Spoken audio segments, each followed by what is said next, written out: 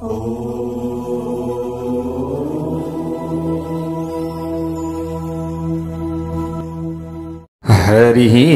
ओम स्वस्ति श्री गणेशाय नमः। ओम नमो भगवते वासुदेवाय। ओम नमः शिवाय। यौ तौ शङ्खकपालभूषितकरौ मालास्थिमालाधरौ देवौ द्वारवती श्मशाननिलयौ नागारि गोवाहनौ द्वैत्रक्षौ बलिदक्षयज्ञमथनौ श्रीशैलजावल्लभौ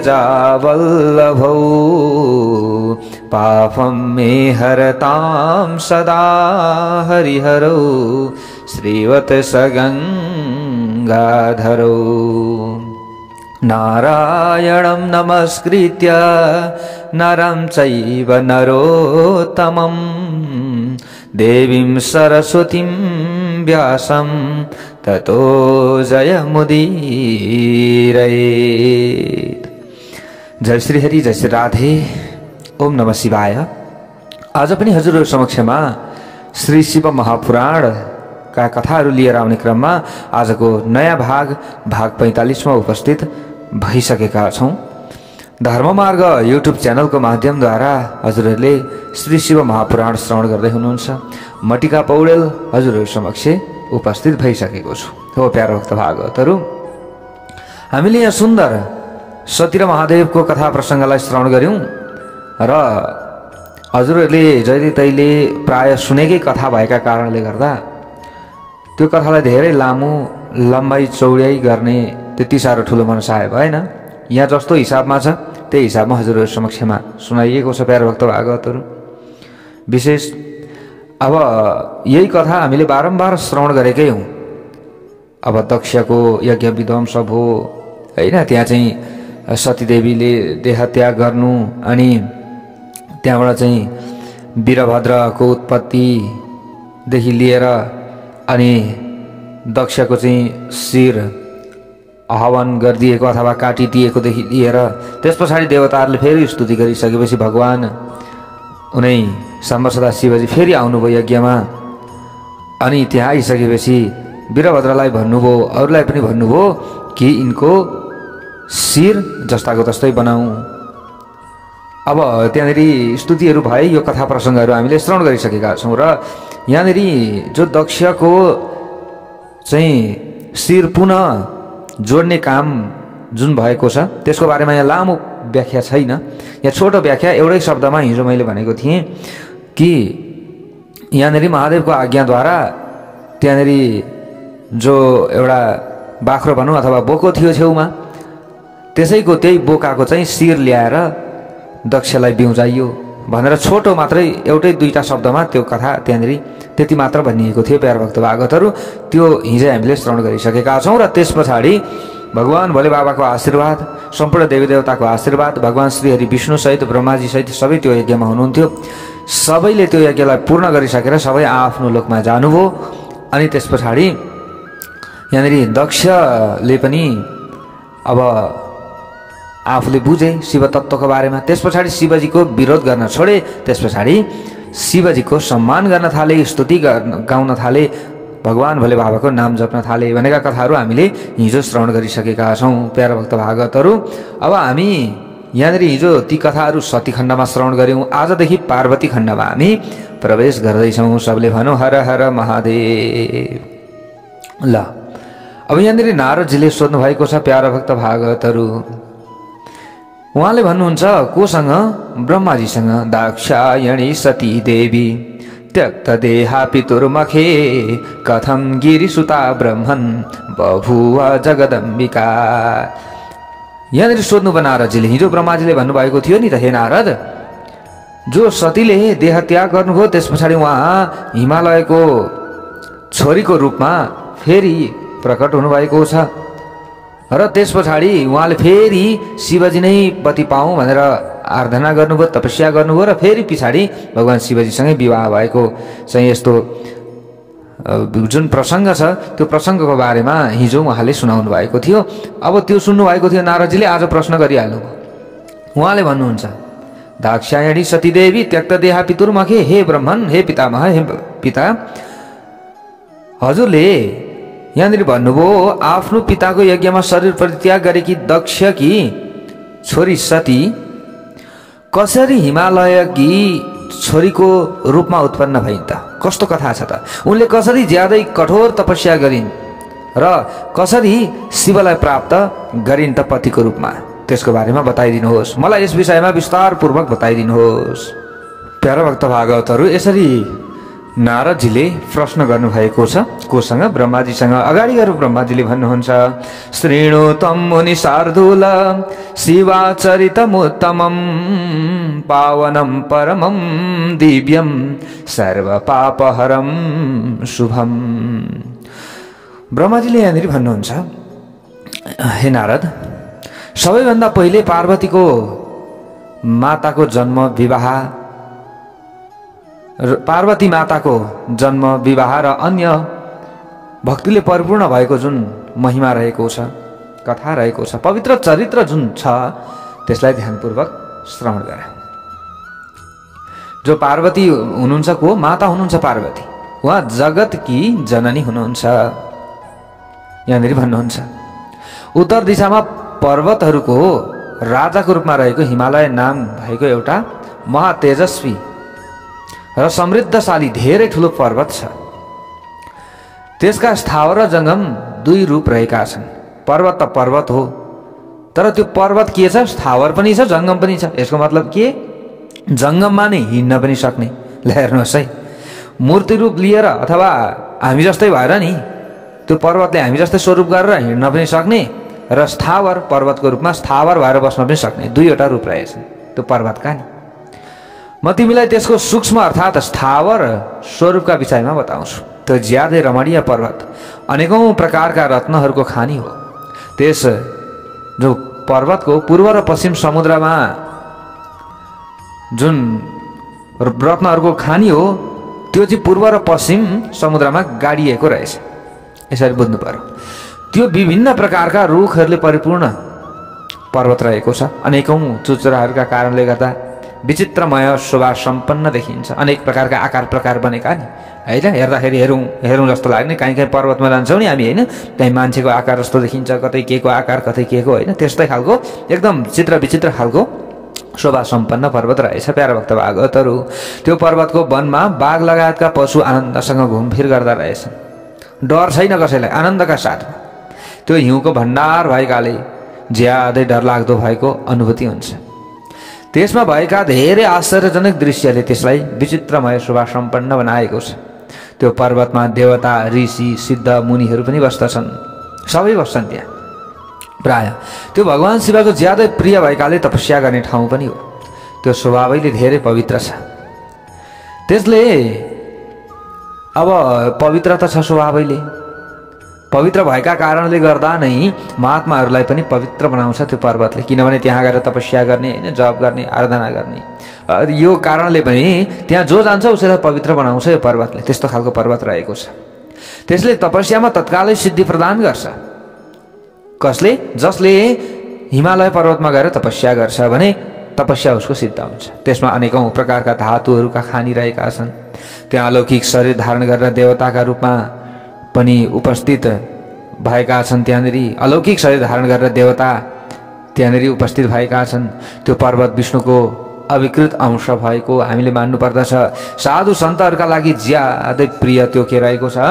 पर्वत रहेको छ। सबले भनौँ हर हर हर महादेवला भन्नुहुन्छ ब्रह्माजीले यहाँ अगाडि गएर, हे नारद, हे मुनि, एक समय हिमालयले आफ्नो कुलको परम्परा अनुसार धर्म वृद्धिका लागि देवता र पितृहरूको कल्याण गर्ने अभिलाषाले आफ्नो विवाह गर्ने चाहना गरे। कसले? हिमालयको विवाहदेखिको कथा प्रसङ्गहरू हामीले श्रवण गर्नेछौँ। यहाँ हेर्नुहोस्, त्यस समयमा सबै देवताले आफ्नो कल्याणलाई दृष्टिगत गरेर पितृहरूका नजिकमा गएर प्रसन्न भावले भनेछन् नि प्यारो भक्त भागवतहरू।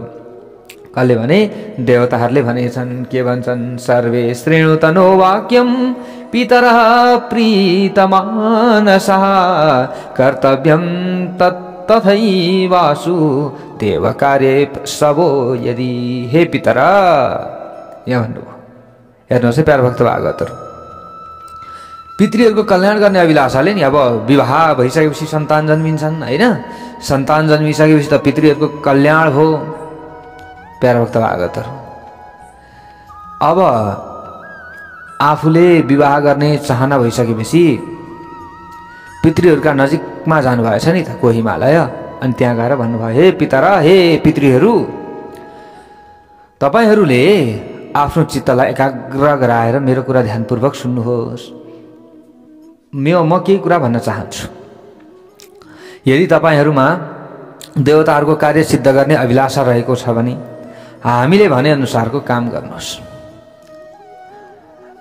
तपाईहरू कि जो मेना नामकी मंगल स्वरूपिणी जेठी छोरीको विवाह कोसँग हिमालयसँग गरिदिनुहोस्। हिमालयसँग विवाह गरिदिनुहोस्।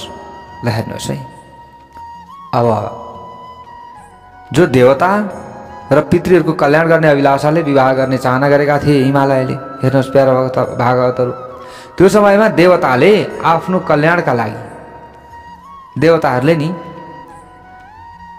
पितृहरूको छेउमा गरेर यसरी भनेका थिए। देवताहरूले भने के यो कुरा अब चाहना थियो कसलाई विवाह गर्ने हिमालयलाई। हामीले यसरी बुझ्नु पर्यो है प्यारो भक्त भागवतहरू, हामीले यहाँनिर नभुल्यौँ त चाहना थियो हिमालयलाई। यो बुझिसकेपछि देवताहरू कहाँ गए? पितृका शरणमा गए, पितृदेवहरू भएका ठाउँमा गए र पितृदेवहरू कहाँ गएर हाम्रो कल्याण हुन्छ र त्यसका लागि के गर्नु पर्यो? आफ्नो छोरीको विवाह हिमालयसँग गरिदिनु पर्यो। यसरी भने यो विवाहबाट तपाईहरूलाई धेरै ठुलो लाभ हुनेछ, देवताहरूको पनि दुःख निवारण हुनेछ। देवताहरूले यसरी भने। देवताका यस्ता प्रकारका कुरा सुनिसकेपछि पितृहरूले एक आपसमा विचार विमर्श त गर्नु पर्यो होइन। त्यतिकै निर्णय दिनु भएन। एउटा पितृलाई एकजनालाई गएर भन्ने बित्तिकै त त्यो समयमा सबै पितृहरू भेला हुनुभएछ र विचार विमर्श गर्नुभएछ। विचार विमर्श गरेपछि देवताहरूको कुरा सहर्ष स्वीकार गर्नुभयो पितृहरूले। अनि सबै पितृहरूले मेनकालाई आफ्नै छोरी मान्नुहुन्थ्यो। अनि हिमालयसँग आफ्नी छोरी मेनकाको विधिपूर्वक विवाह गरिदिएछन् पितृहरूले। ल हेर्नुहोस्, त्यो विवाहमा धेरै ठुलो उत्सवको आयोजना भयो। मैले तिमीहरूलाई हिमालयको मेनकासँग विवाह भएको प्रसङ्ग सुनाएँ। मैले तिमीलाई कसले भन्दै हुनुहुन्छ? ब्रह्माजीले। हे नारद सुनाएँ मैले। अब तिमीलाई के सुन्ने इच्छा छ भन। यसरी ब्रह्माजीले सोध्नुभयो प्यारो भक्त भागवतहरू। नारदजीले अगाडि गएर भन्नुहुन्छ प्यारो भक्त भागवतहरू के भन्नुहुन्छ कि अब मलाई मेनकाको उत्पत्ति र उनले श्राप पाउनुको कारणका विषयमा विस्तारपूर्वक बताइदिनुहोस्। यो पनि मैले सुनेको थिएँ कि मेनका अथवा मेनकाको उत्पत्ति भएको बारेमा त म सुन्न चाहन्छु, कसरी उत्पन्न भइन् र उनले चाहिँ श्राप पाइन अरे भन्ने कुरा मैले सुनेको छु। यो कसरी हो? विधे प्राज्ञ वदेदानीं मनोत्पत्तिं समादरात् अपि शापं समाचक्ष्व कुरु सन्देह भञ्जनम। यो मेरो सन्देहलाई मेटाइदिनुहोस् प्रभु। यसरी नारदजीले प्रश्न गर्नुभयो। ब्रह्माजीले अगाडि गएर भन्नुहुन्छ हे नारद, हे मुने, हे सुतवर्य। कसले भन्नुहुन्छ? ब्रह्माजीले। मैले यसभन्दा पहिले आफ्नो जुन दक्ष नाम भएको पुत्रका विषयमा बताएको थिएँ, उनका सृष्टिको उत्पत्तिका कारण रूपी 60 कन्याहरू जन्मिएका थिए। त्यो पनि मैले अगाडि तिमीलाई भनेको थिएँ। उनले ती कन्याहरूको विवाह कश्यप सहितका उत्तम मुनिहरूसँग गरिदिएका थिए। त्यो कुरा पनि तिमीलाई ज्ञातै छ। त्यो कुरा पनि मैले अगाडि नै बताएको छु। तिनीहरूमध्ये एउटी स्वधा नाम भएकी कन्या थिइन् नि, उनको विवाह पितृहरूसँग भएको थियो। सबले भनौँ हर हर महादेव। ला कोसँग? पितृहरूसँग विवाह भएको थियो। स्वधाका सौभाग्यवती र धर्मका मूर्ति रूपी 3वटी छोरी जन्मिएका थिए। ला हेर्नुहोस् है प्यारो भक्त भागवतहरू, अब यहाँ जो 60 कन्याहरू जन्मिएका थिए, जुन अगाडि एकजना दक्ष नै भन्ने थिए फेरि त्यो समयमा, उनको नाम पनि दक्ष थियो अब तिनकै 60 छोरीहरू मध्ये हजुरहरूले अगाडिको कथा पनि सम्झिन सक्नुहुन्छ। स्वधाको विवाह कोसँग भएको थियो? पितृहरूसँग। स्वाहाको विवाह कोसँग? अग्निसँग। अग्निमा हामीले स्वाहा स्वाहा गर्छौँ नि, अग्नि बालेर अनि हामीले स्वाहा स्वाहा भन्छौँ कि। अनि त्यहाँ कि हामीले तर्पण दिन्छौँ, तर्पण दिँदाखेरि स्वधा स्वधा भन्छौँ। ल हेर्नुहोस् होइन, तस्यै स्वधा नम अथवा तस्मै स्वधा नम भन्छौँ नि तर्पण दिँदाखेरि पितृहरूको कार्य गर्दा। के भने त भन्दाखेरि अब पितृहरूको पत्नीको नाम उच्चारण गरेको। ल हेर्नुहोस्, किन पितृहरूको नाम उच्चारण त हामीले गर्छौँ, तर अब पत्नीको पनि हामीले नाम उच्चारण गर्नुपर्ने रहेछ होइन, हाम्रो कल्याणका लागि। घरमा चाहिँ हामीले कसैको घरमा नि केही माग्न जान्छौँ अथवा केही गर्न जान्छौँ भने गृहलक्ष्मीलाई, त्यो घरकी गृहलक्ष्मीलाई हामीले प्रसन्न बनाउनु पर्यो पहिली त होइन, प्रशंसा गर्नु पर्यो, केही भन्नु पर्यो होइन र। अब जुन घरकी गृहलक्ष्मी प्रसन्न भएकी हुन्छन् नि त्यो घर के हुन्छ, उज्यालो हुन्छ नि त होइन। त्यस्तै हामीले पनि यहाँ के गर्नुपर्छ, यहाँ अब पितृहरूलाई प्रसन्न बनाउनका लागि पितृहरूकी पत्नीको नाम के? स्वधा। स्वधाको नाम उच्चारण गर्नुपर्छ। अनि हामीले स्वाहा स्वाहा भन्छौँ, हे अग्निदेव भनेर भनेका हुँदैनौँ। त्यो समयमा हामीले स्वाहा स्वाहा भन्दै अग्निकी पत्नीलाई हामीले पुकारे आउँछौँ। हजुरले प्रसन्न गराइदिनु पर्यो, प्रसन्न गराइदिनु पर्यो। कसलाई? अग्निदेवलाई। हामीले दिएको आहुति पुर्याइदिनु पर्यो। हामीले जुन जुन देवतालाई आहुति दिन्छौँ त्यहाँ त्यहाँ। ल हेर्नुहोस् त, श्रीमती प्रसन्न भइसकेपछि श्रीमानलाई खुसी बनाउँछिन्। ल त्यसैले त यहाँनिर पहिले कसलाई? घरको स्त्रीलाई खुसी बनाउनु पर्यो। घरकी स्त्री खुसी भइसकेपछि त्यो घरका पुरुष त्यसै खुसी हुन्छन्। ल त्यो घरमा लक्ष्मीको वास हुन्छ। हेर्नुहोस् है प्यारो भक्त भागवत, यसरी हामीले बुझ्नु पर्दछ। अब स्वधा सौभाग्यवती थिइन्। धर्मका मूर्ति रूपी तीनवटी छोरीहरू थिए त्यो समयमा, हामीले यसरी बुझ्नु पर्दछ। स्वधा भएकी कन्या थिइन्, उनको विवाह पितृहरूसँग भएको थियो होइन। अनि स्वधाका सौभाग्यवती र धर्मका मूर्ति रूपी तीनवटी छोरीहरू जन्मिएका थिए। तिनीहरूमध्ये जेठीको नाम मेना थियो, माइलीको नाम धन्या थियो र कान्छीको नाम कलावती थियो। सबले भनौँ हर हर महादेव। हामीले यहाँ बुझ्नुपर्ने कुरा एकदम, हजुरहरू कतिले त यो कथा सुन्नुभएको छैन होला प्यारो भक्त भागवतहरू। प्रायः अब शिव महापुराण कहीँ सुन्नुभएको छ भने त पक्कै पनि सुनेकै हुनुपर्छ यो कथा। तर पनि अब डिटेलमा चाहिँ सुनिएन कि अथवा के भयो, हामीले अलिकति ध्यान दियौँ भने यो सबै कुराहरू बुझ्ने पनि छौँ। यी सबै कन्या पितृहरूका मानसिक छोरी थिए। यिनीहरूको जन्म कुनै माताको गर्भबाट भएको होइन। माताको गर्भबाट नभएकाले यिनीहरू अयोनिजा भनेर हामीले मान्नु पर्दछ। तापनि सांसारिक व्यवहारमा स्वधाका अब छोरी मान्दथे। अब व्यवहारमा त अनि मानसिक रूपले उत्पत्ति भए तापनि अथवा कसैबाट कोहीबाट ल्याएर पाले तापनि अब आफ्नो छोराछोरी त मान्नु पर्यो। त्यसैले स्वधाका छोरी मान्दथे सबैले। यिनीहरूका नामको कीर्तन गर्ने मनुष्यको सबै अभिलाषा परिपूर्ण हुन्छ, यसमा कुनै पनि दुविधा छैन। हे नारद, ब्रह्माजी भन्नुहुन्छ, यिनीहरू सधैँ समग्र जगतको वन्दना गर्ने लोक माता भएका कारणले गर्दा उत्तम अभ्युदयले सुशोभित रहन्छन्। तिनीहरू सबै ठुला योगिनी, ज्ञानका भण्डार र तीनवटै लोकमा जतासुकै जान सक्ने सामर्थ्य भएका थिए। एक समयमा ती तीन दिदीबहिनी विष्णुको दर्शन गर्ने अभिलाषा लिएर उनको निवास स्थान श्वेत द्वीपमा गएछन् नि प्यारा भक्त भागवतहरू होइन। भगवान श्रीहरिको श्वेत द्वीपमा गएछन्। उनीहरूले विष्णुलाई प्रणाम गरेर भक्तिपूर्वक उनको स्तुति गरिसकेपछि अब यहाँनिर विष्णुकै आज्ञा अनुसार त्यहाँ बसेका थिए। त्यस समयमा त्यहाँ धेरै सन्तहरू भेला भएका थिए। सबले भनौँ हर हर हर महादेव, यसरी बुझ्नु पर्दछ। अब त्यही समयमा मेरा छोरा सनक लगायत म पनि अब त्यहाँ गएको थिएँ भन्नुहुन्छ को ब्रह्माजी। त्यस समयमा मेरा पुत्र सनक लगायत म पनि त्यहाँ गएँ र विष्णुको स्तुति गरेँ। उनको आज्ञा अनुसार म त्यहाँ बसेँ। अनि मेरा छोराहरू पनि त्यहीँ बसे। सनक समेतका जो मुनिहरू थिए देवताका आदि पुरुष र समग्र लोकका लागि वन्दना गर्न योग्य थिए अथवा वन्दना गर्न योग्य छन् यसरी भन्नुपर्दछ। त्यही योग्य भएकाले नै उनीहरू त्यहाँ आएर उभिएपछि श्वेत द्वीपमा भएका सबैले उनीहरूलाई देखेपछि आफ्नो ठाउँबाट उठेर वन्दना गर्छन् जहिले, र त्यो समयमा पनि आफ्नो ठाउँबाट उठेर के गरे, उभिए, स्वागत गरे क्या सबैले, किनभने वन्दना गर्न योग्य छन् नि त यी सनकहरू, सनक सनन्दनहरू, मेरा छोराहरू। तर ती तीनवटी कन्या उनीहरूलाई देखेर उठेनन्। सबले भनौँ हर हर महादेव। ल हेर्नुहोस् है, उठेनन् ती तीन कन्या चाहिँ। अब त्यस समयमा सनत कुमारले तिनीहरूलाई स्वर्गभन्दा टाढा रहेर मनुष्य स्त्री हुने श्राप दिए।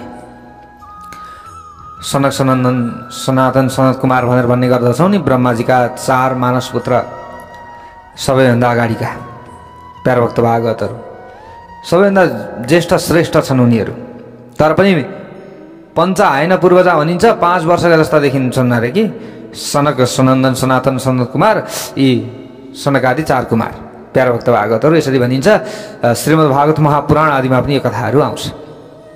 यस्ता प्रकारको श्राप दिएपछि उनीहरूले प्रार्थना गरेपछि सनत कुमारले प्रसन्न हुँदै फेरि भन्नुभएछ, यहाँनिर भन्नुभयो। ल हेर्नुहोस् है प्यारभक्त भागवतहरू, हे पितृका कन्याहरू, के भन्नुभयो, हे पितृका कन्याहरू, यूयं तिस्रो भगिन्यस्स मूढा सदवयुनोज्झिताः अज्ञात श्रुति तत्त्वाहि पितृकन्या अपि ध्रुवम्।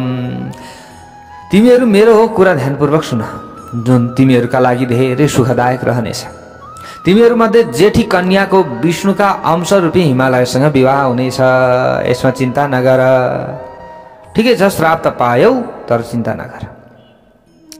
उनको गर्भबाट उत्पन्न भएकी कन्या पार्वतीका नामले प्रख्यात हुनेछिन्। कसले भन्नुभएछ? सनत कुमारले। यसै गरी पितृहरूकी माइली छोरी धन्याको विवाह राजा जनकसँग हुनेछ। ल यी तीनै गएका रहेछन् नि त, होइन? अब यी 3 जो मेनका, धन्या अनि अर्की एकजना छिन्, उनकी कन्याका, अब यहाँनिर भनिएको छ फेरि को, धन्या। धन्याको विवाह राजा जनकसँग हुनेछ र अब उनकी कन्याका रूपमा साक्षात लक्ष्मीले अवतार लिनुहुनेछ। उहाँको नाम के? सीता। सीताको नामले प्रसिद्ध हुनेछिन् उनी। पितृहरूकी कान्छी छोरी जो कलावती, मेनका अनि को, धन्या अनि कलावती, यी तीनैजना विष्णु भगवानलाई भेट्न गएका थिए। हामीले यो अगाडि सुन्यौँ। अब यिनीहरूले नै श्राप पाए, यिनीहरूले नै आशीर्वाद पाए फेरि, किनभने अब ऋषि सन्त महन्तहरू नि एकदम दयालु हुन्छन् कि, छिटो करुणा पलाउँछ, छिटो। अघि श्राप दिइहाल्नुभयो फुत्त, तर आशीर्वाद पनि दिँदै हुनुहुन्छ। कलावती द्वापर युगको अन्तिम भागमा वृषभानु वैश्यकी पत्नी हुनेछिन्।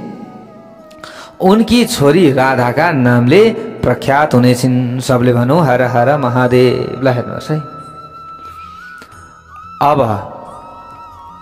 वृषभानु हामीले यसरी बुझ्नु पर्यो प्यारभक्त भागवतहरू। जो कलावती, अब यहाँ धेरैजनाले सोध्नुहुन्छ कि अब राधाको पितामाताको नाम के हो भन्नुहुन्छ नि धेरैजनाले। अब वृषभानु पिता श्री शिव महापुराणमा यसरी यहाँनिर लेखियो। वृषभानु को थिए? वैश्य थिए, व्यापारी थिए। यिनै कलावती चाहिँ राधाकी आमा हुनेछिन्। यसरी यहाँनिर सनत कुमार आदिले आशीर्वाद पनि दिनुभएको छ र द्वापर युगमा त्यही पनि भयो। ल हेर्नुहोस्, राधा कृष्णको चरित्रको बारेमा त हजुरहरू सबै ज्ञात नै हुनुहुन्छ, कोही पनि अज्ञात हुनुहुन्न, होइन? सुन्दर कथाहरू छ। ल प्यारभक्त भागवतहरू, यो श्री शिव महापुराणमा पनि यो कुराहरू आएको छ। अब यहाँनिर मेनाले पार्वतीको वरदानका प्रभावले आफ्नो पति सहित त्यही शरीरले कैलाश नाम भएको परम पद प्राप्त गर्नेछन्। मेनका भनौँ अथवा मेना भनौँ, होइन? यसरी बुझ्नु पर्यो। भने धन्याले उनका पति जनक आफ्नो कुलमा उत्पन्न भएका जीवन मुक्त महायोगी राजा शिरध्वज लक्ष्मी की अवतार रूपी सीताका प्रभावले वैकुण्ठ लोकमा जानेछन्। वृषभानुसँग विवाह भएकाले कलावती पनि आफ्नी छोरी राधा सहित गोलोकमा जानेमा सुनिश्चित छ। सबले भनौँ हर हर महादेव। अब राधा कृष्ण बस्ने धामको नाम के हो? गोलोक धाम भनेर हामीले भन्ने गर्छौँ नि, त्यसको प्रमाण पनि कहाँ? शिव महापुराणमा। हामीले यसरी बुझ्नु पर्यो। सबले भनौँ हर हर महादेव। ल, विपत्तिमा नपरेसम्म कहीँ कसैको महिमा प्रकट हुँदैन, किनकि उत्तम कार्य गर्ने पुरुषहरूले यहाँनिर भनिएको छ सङ्कट मुक्त भएपछि मात्र दुर्लभ सुख प्राप्त गर्दछ। सङ्कट उत्पन्न हुन्छ, सुख भयो भने त नि त्यसको महिमा कहाँ हुन्छ र? सङ्कट उत्पन्न हुन्छ होइन, अलिकति प्रख्यात व्यक्तिहरूमा अलिकति समस्या पनि पर्छ, अलिकति केही न केही आफ्नो शरीरमा छ भने नि केही झ्यासुसहरू पनि लागिरहन्छ होइन, विभिन्न समस्याहरू परिरहन्छ। तर मैले भगवानको सेवा गर्दैछु, पूजा गर्दैछु, मलाई नि चाहिँ सङ्कट पर्दैछ, समस्या पर्दैछ भनेर सोच्नु चाहिँ त्यो गलत हो होइन। त्यो चाहिँ हामीले भन्दै सोच्नु हुँदैन, किनभने हामीले हाम्रो भाग्य उदय भएको हो। हामीले जसले भगवानका कथाहरू सुन्छौँ नि, हामीले नित्य भगवानको सेवा आराधना पूजा गर्छौँ नि, जसुकैको मन लागेको छ त छैन नि, हामीमा केही न केही छ र त हामीमा मन लागेको छ। हामीले यसरी बुझ्नु पर्दछ। र उनीहरूले नै सुख प्राप्त गर्छन्, परम सुख आनन्द त्यो कहाँ छ? हामीभित्र छ, तर त्यसलाई खोज्न चाहिँ सक्नु पर्यो। यो कुरा हो। अब यहाँनिर भन्दै हुनुहुन्छ, अब तिमीहरू ध्यानपूर्वक मेरो दोस्रो कुरा सुन। सनत कुमार आदिले भन्दै हुनुहुन्छ मेना अनि त्यहाँबाट धन्या अनि कलावतीलाई। ल हेर्नुहोस्, मेनाकी छोरी पार्वती ज्यादै कठिन तपस्या गरेर भगवान शिवकी प्यारी पत्नी बन्ने छिन् भने धन्याकी छोरी सीता रामकी पत्नी बन्ने छिन्। रामकी पत्नी भनेर लोकाचारका आधारमा रामसँगै सबैतिर घुमफिर गर्ने छिन्। ल यसरी सनत कुमार आदिले भनिदिनु भयो। गोलोकमा बस्ने राधा मात्र कलावतीकी छोरी हुने छिन्। उनी ज्यादै गोपनीय प्रेम बन्धनमा परेर श्रीकृष्णकी प्राण प्यारी बन्ने छिन्। सबै यसरी भनिदिनु भएको छ। ल हेर्नुहोस् है प्यारो भक्त भागवतहरू। अब ब्रह्माजीले अगाडि गएर भन्नुहुन्छ यहाँनिर के भन्नुहुन्छ त? यस्ता प्रकारका ज्यादै दुर्लभ वरदान दिएर पहिले त श्राप पनि दिनुभयो। अब तिमीहरू चाहिँ मनुष्य हुनेछौ मनुष्य लोकमा, त्यो पनि भनिदिनु भयो। तर आशीर्वाद पनि कस्तो दिनुभयो भने यस्तो राम्रो आशीर्वाद दिनु होला। हेर्नुहोस् है, यस्ता प्रकारको दुर्लभ वरदान दिएपछि सबैबाट प्रशंसित भएका सनत कुमार आफ्ना भाइसहित त्यहाँ अदृश्य हुनुभयो। हेर्दा हेर्दै अन्तर्ध्यान हुनुभयो। अनि पितृहरूका तीनवटी जो छोरीहरू पनि थिए उनीहरू पनि श्रापबाट मुक्ति पाएकाले आनन्दित भए। अब चाहिँ ओहो ठिकै छ, मनुष्य भएर आइएला, तर यस त बन्ने हो नि त, किनभने अलिकति दुःख प्राप्त नगरिकन त व्यक्तिको यश फैलिँदैन। यहाँनिर सनत कुमारले पनि हामीलाई त्यही ज्ञान दिनुभयो होइन। जो व्यक्तिलाई अलिकति दुःख पर्छ, अलिकति जो व्यक्तिले चाहिँ सङ्कट भोगेको छ, अलिकति जो व्यक्तिले चाहिँ परिश्रम गर्छ, ती व्यक्तिले मात्र प्रगति गर्न सक्छन् भन्ने कुरा चाहिँ हामीले यसरी बुझ्नु पर्यो। ल हेर्नुहोस्, यहाँनिर भन्दै हुनुहुन्छ पितृहरूका तीनवटी कन्या पनि श्रापबाट मुक्त भए, आनन्दित भए र आफ्नो वासस्थानमा फर्किए। नारदजीले अगाडि गएर फेरि प्रश्न सोध्नुहुन्छ प्यारा भक्त भागवतहरू। यहाँनिर भन्नुहुन्छ हे ब्राह्मण, तपाईँले मेनकाको पहिलो जन्मको र उनको विवाहसँग सम्बन्धित ज्यादै आश्चर्यजनक पो यहाँ प्रसङ्ग सुनाउनु भयो त हजुरले त। अब मलाई उनको अगाडिको उत्तम चरित्रका विषयमा पनि यथार्थ रूपमा बताउनुहोस् न, कस्तो के भयो त? त्यो सबै म सुन्न चाहन्छु। हजुरले सुनाउनु हो मलाई। विधे प्राज्ञ महाधीमन वदमे वदताम्बर, भनिदिनुहोस् प्रभु। हे पितामह, हे ब्रह्माजी, हे मेरा पिता, भनिदिनुहोस्। यसरी प्रश्न गरेपछि ब्रह्माजीले अगाडि गएर भन्नुहुन्छ हे नारद, जो मेनका भनौँ अथवा मेना भनौँ, मेनासँग विवाह गरेर हिमालय आफ्नो ठाउँमा गएपछि तीनवटै लोकमा धेरै ठुलो उत्सव मनाइयो। त्यो समयमा हिमालय पनि मेनासँग आनन्दले आफ्नो भवनमा बस्न थाल्नुभयो। त्यस समयमा विष्णु सहितका देवता मुनि हिमालयका नजिकमा गए। यसरी देवताहरू आएको देखेर हिमालयले उनलाई प्रणाम गरेर आफ्नो भाग्यको प्रशंसा गर्दै ज्यादै भक्तिभावले तिनीहरूको सत्कार गरे। त्यस समयमा हिमालयको शरीर अति रोमाञ्चित भएको थियो। उनका आँखाबाट खुसीका आँसु बग्न थालेका थिए। ओहो, त्यसपछि हिमालयले ज्यादै विनम्रतापूर्वक विष्णु सहितका देवताहरूसँग भन्नुभएछ। हिमालयले भन्नुभयो, यहाँनिर प्यारो भक्त भागवतहरू के भन्नुहुन्छ, आज मेरो जन्म सफल भएको छ। के भयो? जन्म सफल भयो। अद्य मे सफलम जन्म सफलम सुमहत्तपः अद्य मे सफलम ज्ञान मध्य मे सफला क्रिया। सबै कुरा सफल भयो आज। मलाई मेरो ज्यादै कठोर तपस्याको फल प्राप्त भएको छ। मेरो ज्ञान र कर्म पनि सफल भएको छ। त्यसैले म धन्य भएँ। म बसेको समग्र भूमि, मेरो कुल, मेरी पत्नी, मेरो सबै कुरा धन्य भएकोमा कुनै दुविधा रहेन अब। किनकि तपाईहरू सबै देवता एकै समयमा यहाँ आउनुभयो। ल हेर्नुहोस्, सबै आउनु भएछ नि त देवताहरू त्यो समयमा। तपाईहरू त यहाँ आउनुभयो, सबैको दर्शन मैले पाएँ। ओहो, मेरा पितृहरू पनि आज पितृलोकमा नाच्दै हुनुहुन्छ होला। ओहो, कति खुसी हुनुभयो होला। तपाईहरूले मलाई आफ्नो सेवक सम्झिएर मेरो लागि उचित कार्यको आज्ञा दिनुहोस्। अब मैले के गर्दा हुन्छ भनिदिनुहोस्। यसरी हिमालयले भन्नुभएछ। ब्रह्माजीले अगाडि गएर भन्नुहुन्छ, के भन्नुहुन्छ त? इति श्रुत्वा मह दृश्य वचनम ते सुरास्तदा उचुर्हर्यादयः प्रीतः सिद्धिं मत्वा स्वकार्यतः।